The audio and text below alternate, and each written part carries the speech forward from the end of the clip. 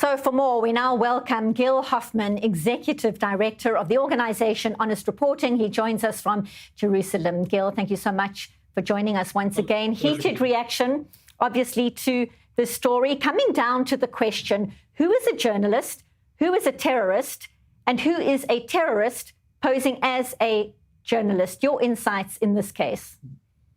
There are plenty of terrorists who have been acting as terrorists in Gaza. There have been terrorists acting as journalists, and there have been journalists acting as journalists. You need to be very careful between them and among them.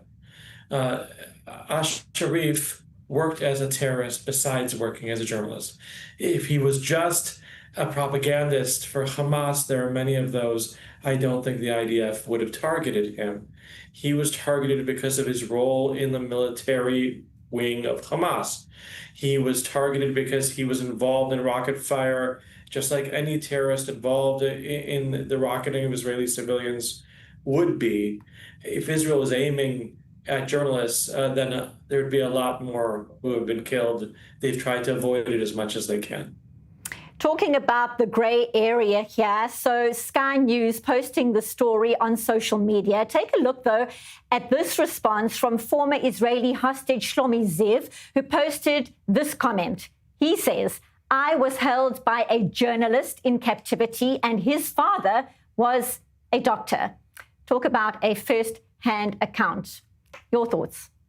Yes, Shlomi Ziv was held in Gaza by Abdallah al-Jamal, who was the correspondent for the Palestine Chronicle, and he was a full-time hostage keeper in addition to being a journalist on the side.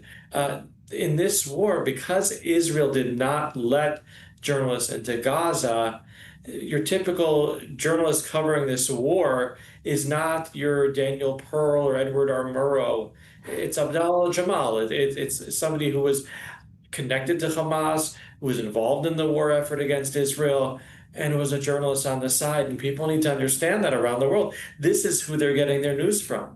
They're not getting objective news from Gaza. They're getting the news that Hamas wants people to hear. But when it comes to the scrutiny on Israel, on this very point, the IDF has published documents, it says, show that Anas al-Sharif was a terrorist operating under the guise of a journalist. We saw in that report many posting pictures of the way he was given access to cover the release of Agam Berger when she was freed from captivity. Also photographs of him with Yahya Sinwar. And still, many are questioning the IDF evidence of his links to Hamas. So what does Israel need to do in this particular arena in terms of getting the correct facts out? You know, when it happened, the IDF put out a statement in English, it put out graphics, it put out proof that he was a terrorist. And then we see top media outlets from around the world have not even put it in their coverage. They portrayed him as a journalist as if your average journalist from I-24, God forbid, was killed. And that's not acceptable. They need to be held accountable, the media outlets that are giving the people around the world only half the story. They've made it look like Israel purposely is out to murder journalists, and that couldn't be further from the truth. Israel's out to murder terrorists.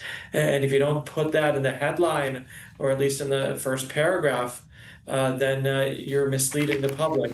And that's unfortunately what the top media outlets in the world, in the United States and in England, did today. And to that exact point, I'd like to bring in the former IDF spokesperson, Jonathan Conricus. At the start of the war on the 7th of October, there were many of these journalists, I say that in inverted commas because they seemed to get access to the border long before Israeli security forces got even close. They were covering the massacre and the abduction as it unfolded. Your sense of exactly what is playing out here and what Israel and specifically the IDF needs to do in terms of getting the correct facts out to the global media? Yeah, including Anas Sharif. He was there on October 7th. He was praising Hamas. He was writing about heroes and how beautiful and great God is, that the heroes were inside the occupied territory and killing Jews, or something to that effect. I remember Ethan Fishberger on X tweeting about it and doing a whole expose of who that guy was.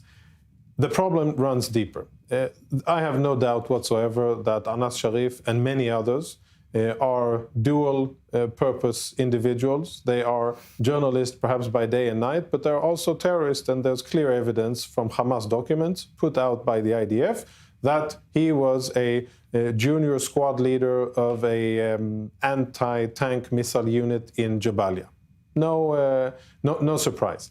I'm also not surprised that Al Jazeera would refute it, because Al Jazeera is a mouthpiece for the Muslim Brotherhood, and it is perhaps the biggest and most powerful organization in the world that promotes that brand of terrorism. Without Al Jazeera, Hamas would be far less influential with Palestinians and with Arabs around the world. So it doesn't surprise me. Regarding the IDF, the small positive is they got the information out in real time, and they even preempted most with actually taking him out and issuing a statement, very close proximity, that informed people of who he was. The issue here is that there's a conflict in policies, and on one hand, the IDF and the State of Israel bars international journalists from getting into Gaza, and then on the other hand, is seen by others as attacking others, journalists. And what Gil said very correctly, we have a problem with the coverage coming out of Gaza, and we have had a problem with coverage coming out of Gaza for many years, because it is Palestinian stringers that are either ideologically aligned with Hamas, or they are deterred by Hamas and they do what Hamas tells them to do. And in any case, the coverage coming out of Gaza is dominated by Hamas. And Israel, in its unwitting behavior, hasn't really changed that situation. And of course, gullible or otherwise sinister journalists around the world. I just saw Clarissa Ward selfieing a video in the streets of, I think it was New York, with great crocodile tears over her colleague al-Sharif, not mentioning his affiliation with Hamas and just talking about how atrocious Israel was, and without even recognizing how corrupt the whole media scene is in Gaza. But I think Israel would be wise to allow international media in, to have embeds, and to provide more access, because the coverage coming out of Gaza is extremely harmful for Israel, and it doesn't do Israel a lot of good.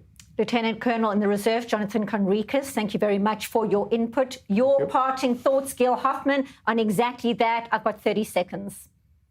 Netanyahu, in the press conference to the foreign press, said he issued a directive that he was going to allow journalists into Gaza.